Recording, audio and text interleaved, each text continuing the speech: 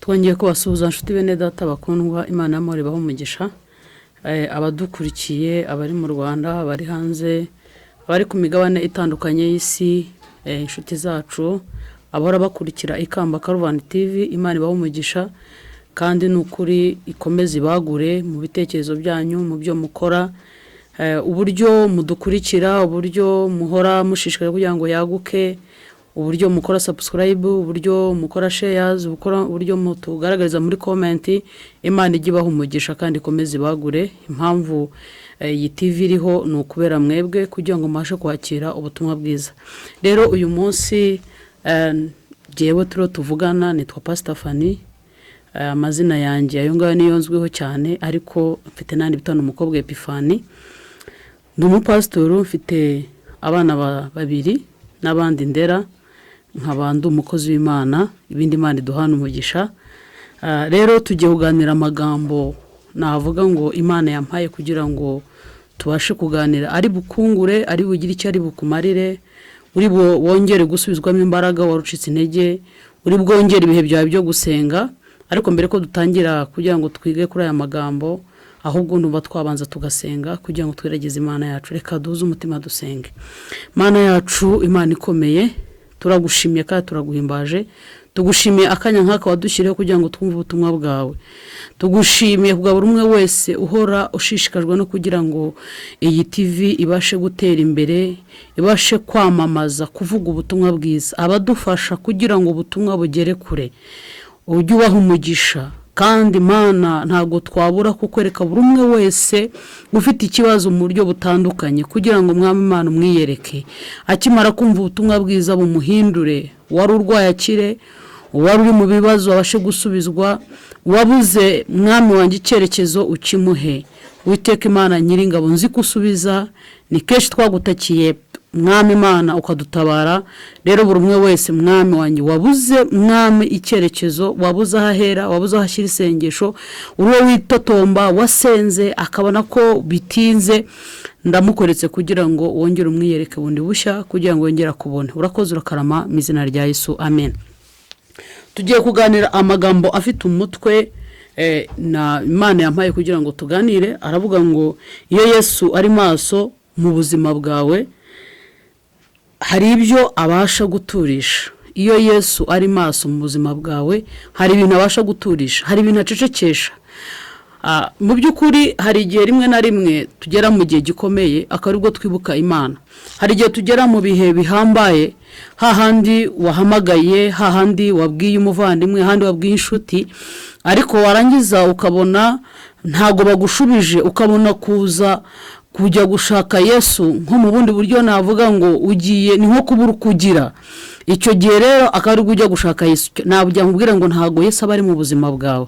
Iyo ufite Yesu muzima muri wowe, ntago ushobora kugira handi hantu ujya utarabanza gukangura Yesu, utarabanza kugira ngo abari we uvugana nawe.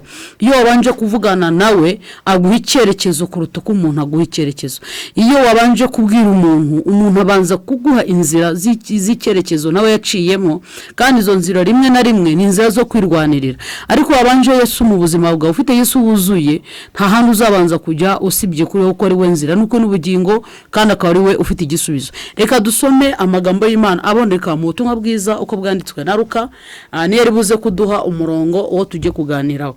Ari mu gice cyaho cya 8 ku murongo wa 22, haravuga ngo nuko ku munsi umwe yikira mu bwato n'abigishwa be, arababwira ati twambuke tujye hakurya y'inyanja. Baratsuka, bakigenda arasinzira mu nyanja. Hamanuka umuyaga urimo ishuheri, uri mu bwato bwenda kurengerwa n'amazi, bajya mu kaga. Baraza baramukangura bati databuja turapfuye. Akangutse acyaha umuyaga n'amazi, byihindurije birahosha, haba ituze. Arababaza ati kwizera kwanyu kuri he? Nabo baratinya barumirwa baravuga bati mbega uyu ni muntu ki utegeka umuyaga n'amazi bikamwumvira. Yesu ashimwe cyane. Mbere ko nongera kurisobanura, reka twongere turisubiremo kugira ngo ubashe guhishurirwa neza cyane.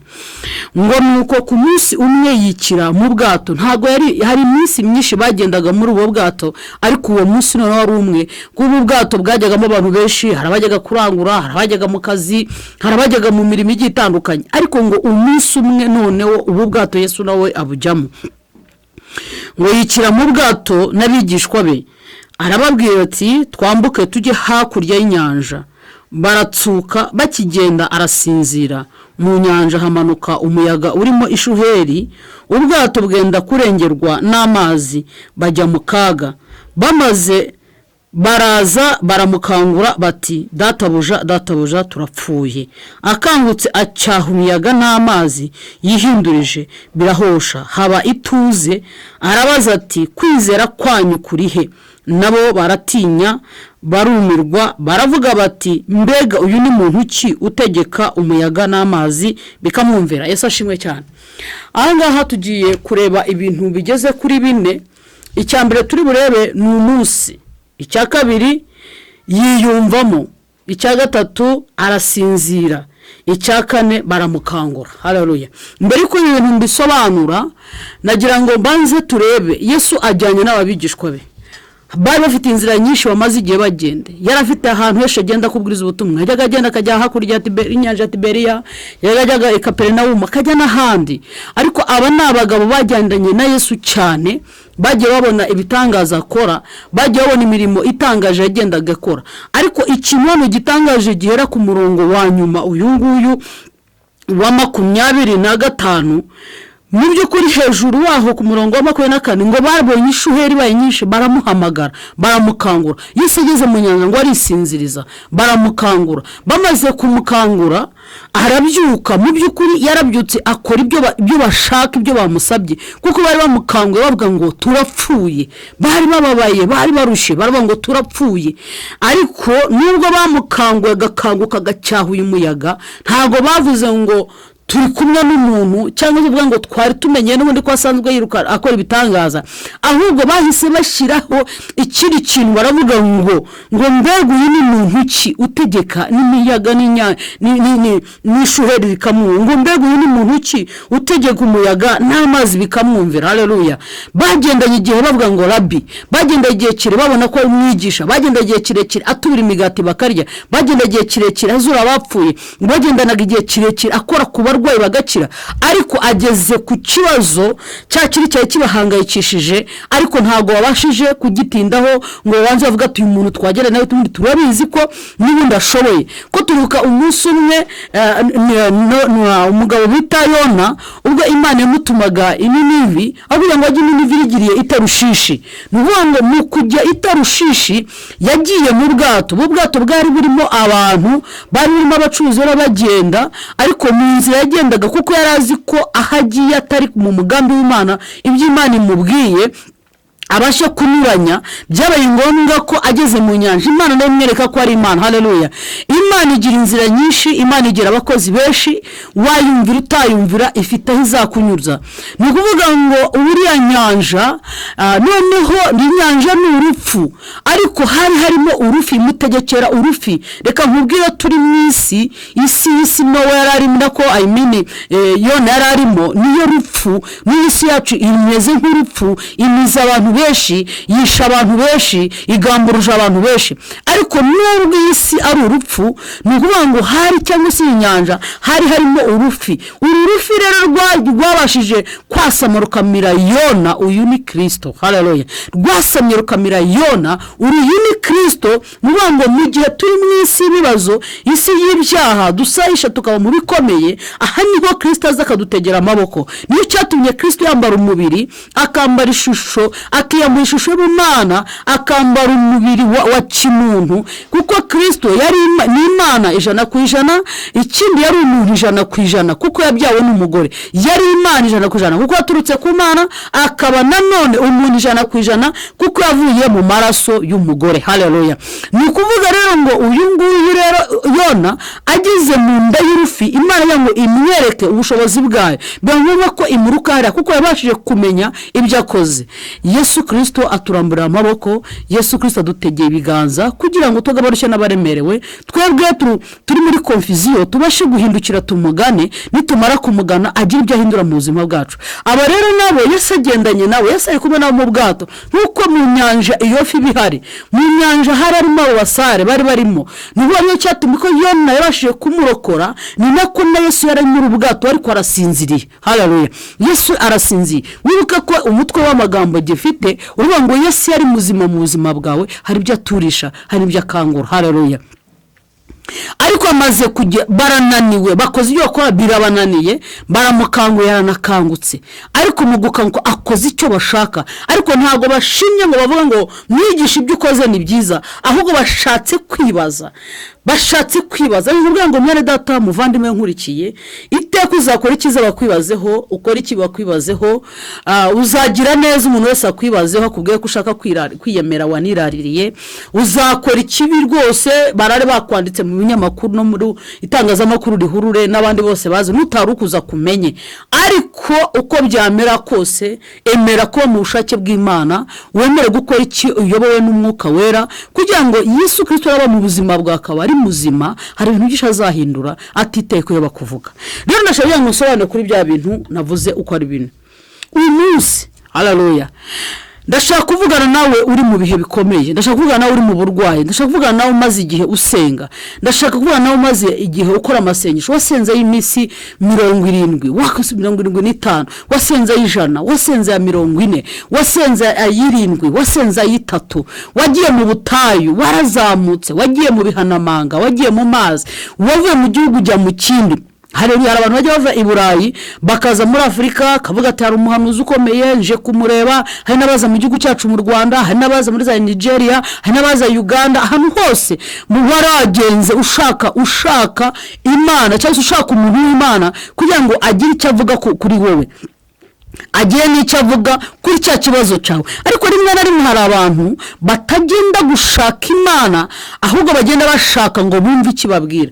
Najya nkubwire ngo kumenya icyo ikubwira uzacyumva, ariko ntago uzabona gukora kw'Imana. Uzabwirwa rwose umuhanuzi azaguhanurira, azakubwira ati warupfuye, azavuga ati dore barakuroze barakuzinze, azakubwira ati dore igituma utabona akazi ni iki, azakubwira ati igituma utabona urubyaro ni iki, azakubwira ati impamvu ufite inyatsi ni iyi. Ariko nubwo azabikubwira kuko nibyo ushaka, ntago azaba bikuyeho. Nakugira inama kugira ngo ushake Yesu, kuko Yesu yumufite ari muzima, ibyo byose arabitegeka. Yesu ashimwe cyane. Rero nari ndamvugana nawe wowe umaze igihe uri muri ibyo bihe byose usenga, ariko ukasenga utangiye kwitotomba, utangiye kwibaza ati ku igihe nasengeye iyi Imana ntago inyumva, iyi Imana ntabwo inzi, warayitwariye, waraparitse, ntugisenga nk'uko byakundaga. Ariko najya nkubwire hari umunsi Yesu ashimwe, nkuko muri we habayeho umunsi ubwato yagiyemo bwaro bwa Petero, hari amato menshi muri iyo nyanja, hari amato menshi kuri iyo nkombe, hari ahantu yagombaga kujya heshi ngo, ariko uwo munsi najya nkubwire ngo hari umunsi uje kukugerera. Hamagara Imana, wongere usenge, wongere ukangure Yesu kugira ngo habeho umunsi wawe. Umunsi wawe nugera ntabwo uzasigara umeze nk'uko rumeze. Umunsi wawe nugera cya kibazo kizahinduka. Umunsi wawe nugera uzakira. Umunsi umwe warageze, umunsi ugeze ngo cya kimuga cyari kimaze imyaka 38 ngo kiba ku kidendeze, kuko umunsi wari wageze. Haleluya. Kuko umunsi wari wageze cyarabonekewe. Uwo munsi hari abandi bari bakiraga kuko babateruye bakabanaga mu nyanja, bakatega bakabashyira mu nzuzi.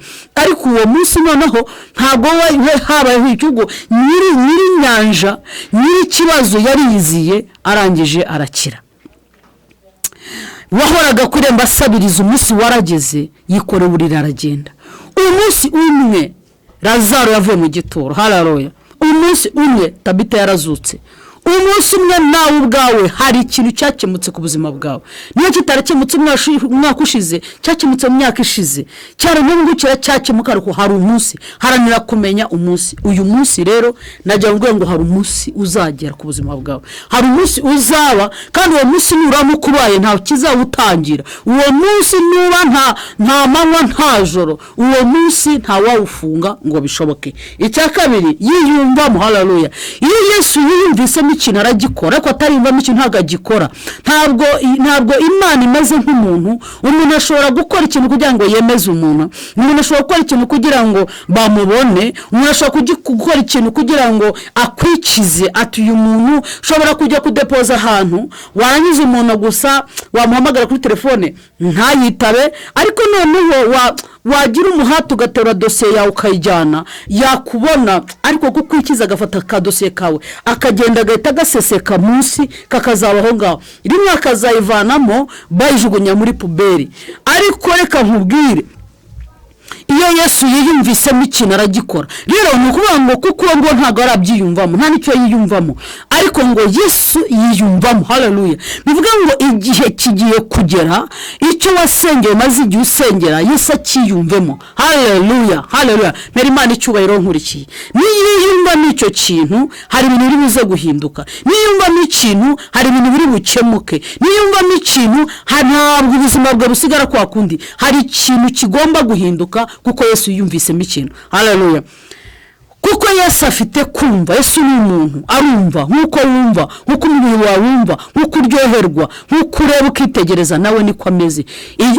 Igihe umunsi nugera aziyumvamo ko igihe umaze kuri icyo kibazo gihagije, aziyumvamo ko amarira warize igihe kigeze kugira ngo uyahanagurwe. Umunsi nugera aziyumvamo. Haleluya.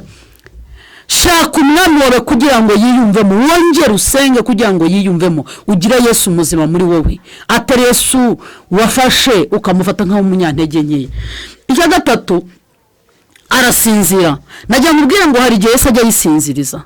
Yageze muri ubu bwato asanga n'abantu bari banajyuwa. Simoni yari umuntu azi kwazi, yari azi kuroba cyane, yari umuhanga, bararobaga, bahoraga bakesha amajoro, niwo mwuga wo kuva mu butoya. Ariko ngo ageze kuri ubu bwato, kuko hari icyatumye uwo munsi ajya muri ubwo bwato, hari na cyatumye yiyumvamo kugira ngo ajye aho ngaho. Yesu ashimwe cyane. Rero none ngo ageze muri ubwo bwato arasinzira. Ntabwo ari uko Yesu atazi ikibazo cyawe, yarisinzirije.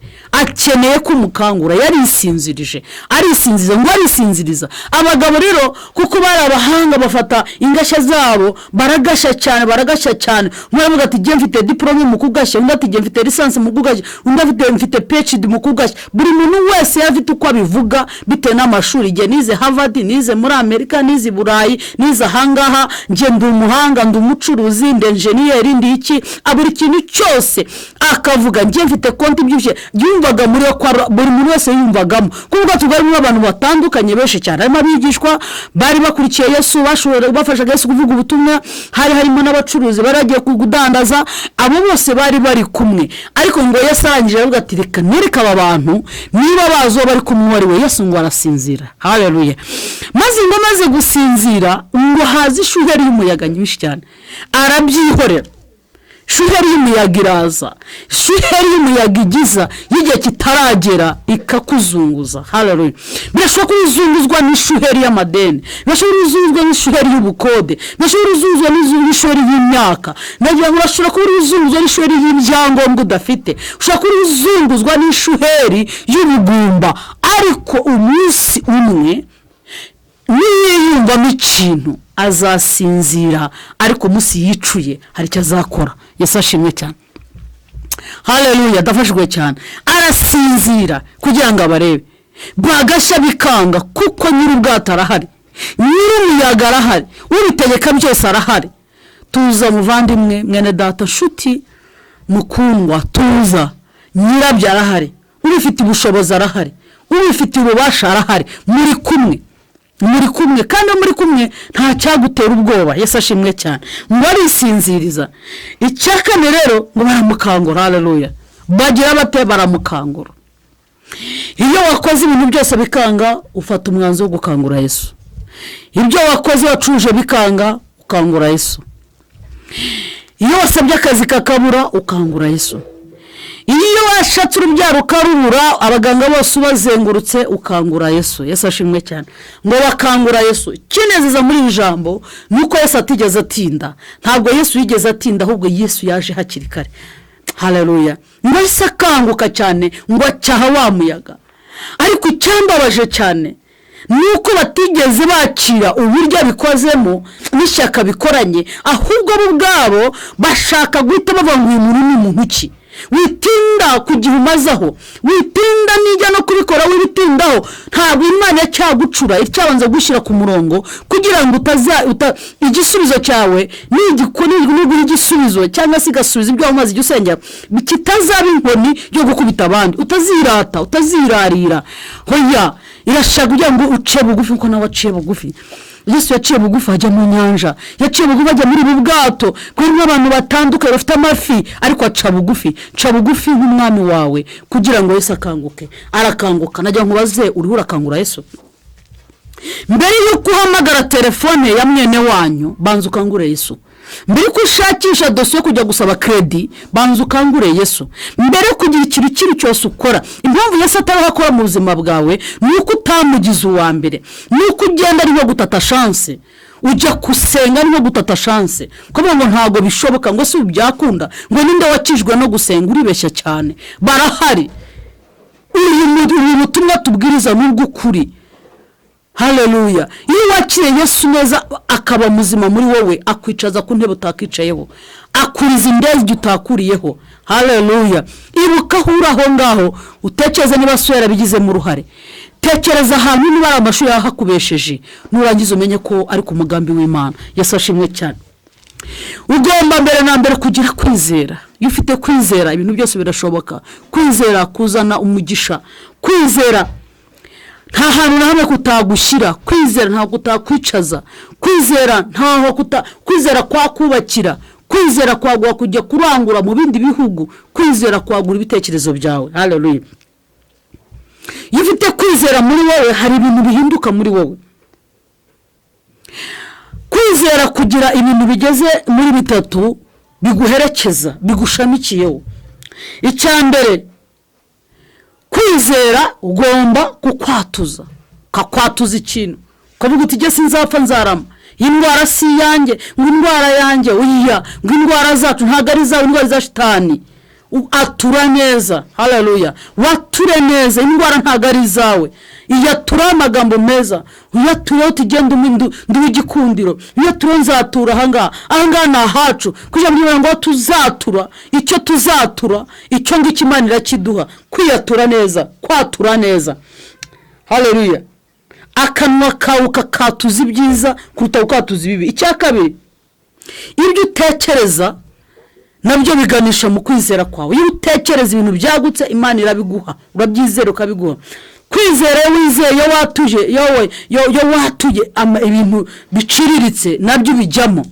Umuntu umwe yigeze asaba undi amafaranga, yicaye aravuga atari ko ndi mu bibazo ariko nkeneye umuntu w'amafaranga. Arangije aramuhamagara aramubwira ati mfite ikibazo kandi nkeneye amafaranga. Arangije amwaka amafaranga 100,000 arabimuha. Amaze kumuha arangije aravuga ati ati disi ati mubwira miliyoni kwera cyuko yatuye nabi. Nyamara uwagombaga kumuha ntabwo agombaga kumuha 100, yagombaga kumuha narenze. Ngo arangije arongera aratura aramuhamagara aramubwira ati nakwatse hanga kanari nkeneye. Ndaramubwira ati se kuki utari wambwiye kare ya yandi namwa amusabye arayamuha. Rero wowe muvandimwe najya nkubwira ngo wongere ugire kwatura kwawe, ko kwatura kwawe icyo watuye nicyo kikubaho.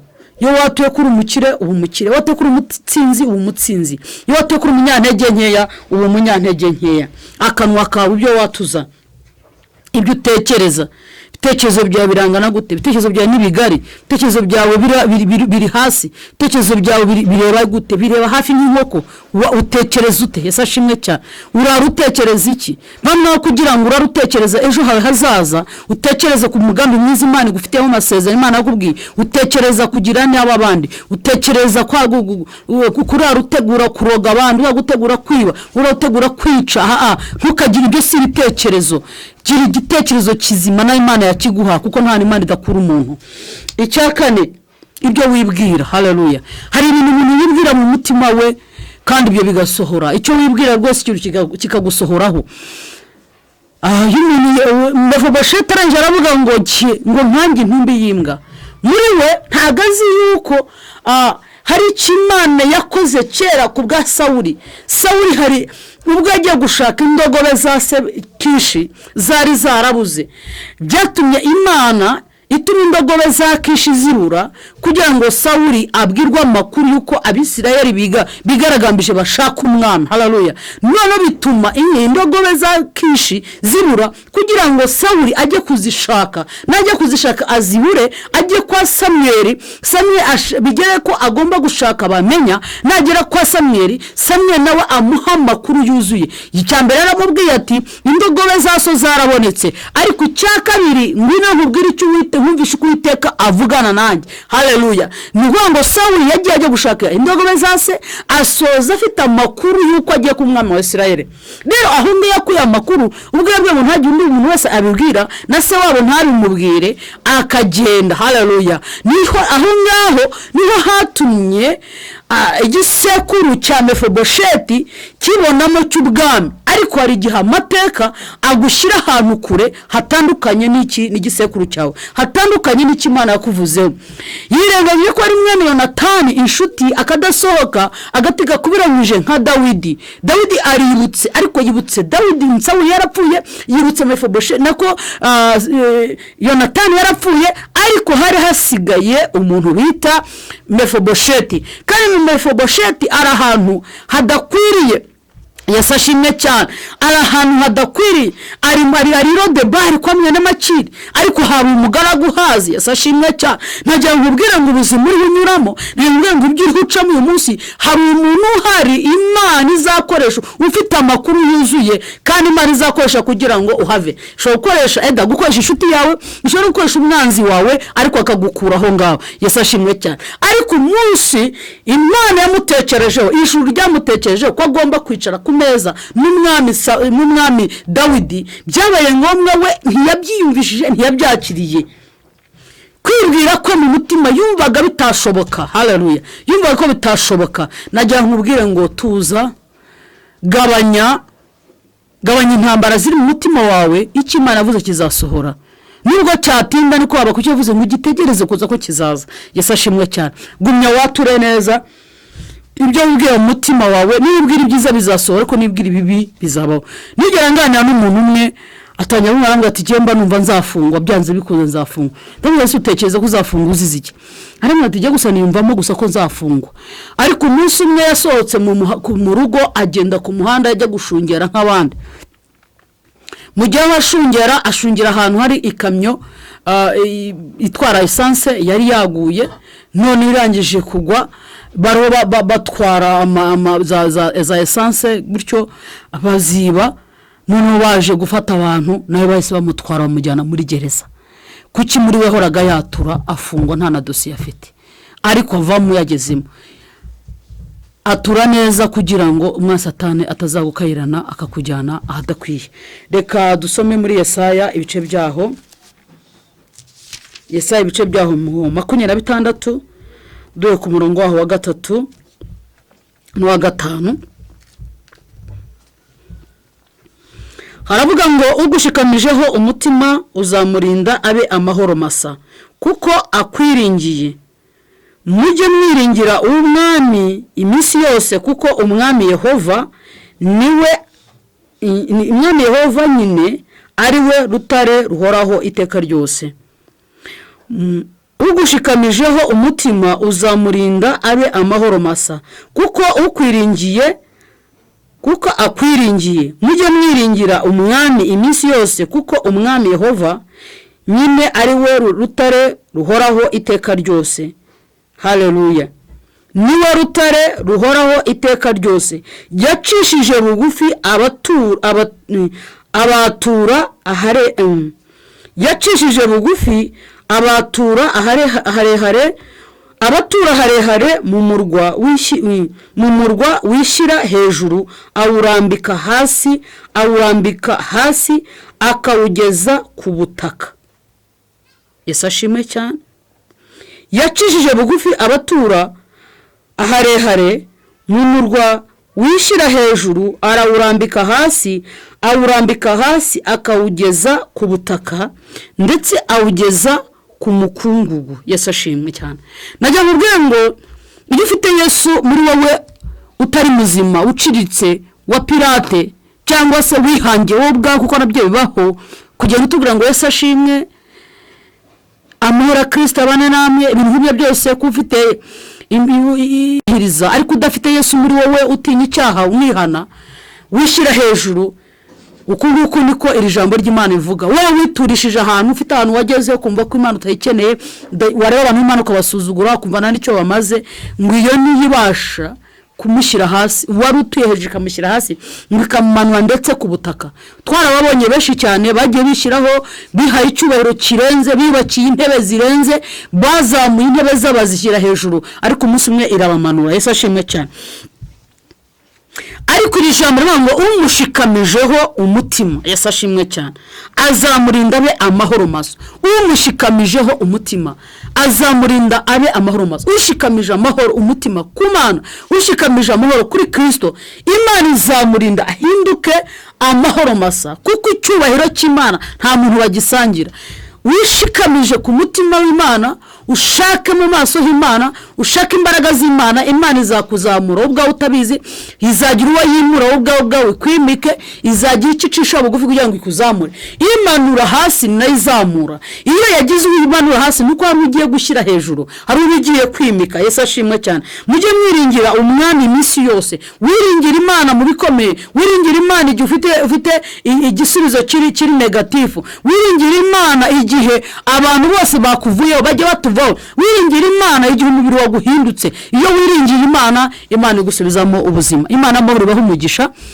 Wowe waruhurikiye, wowe umvaga ubutumwa bwiza, nagira ngo useze nkubwira ngo ongera wiringira Imana, ongera ukangure Yesu azakanguka mu buzima bwawe.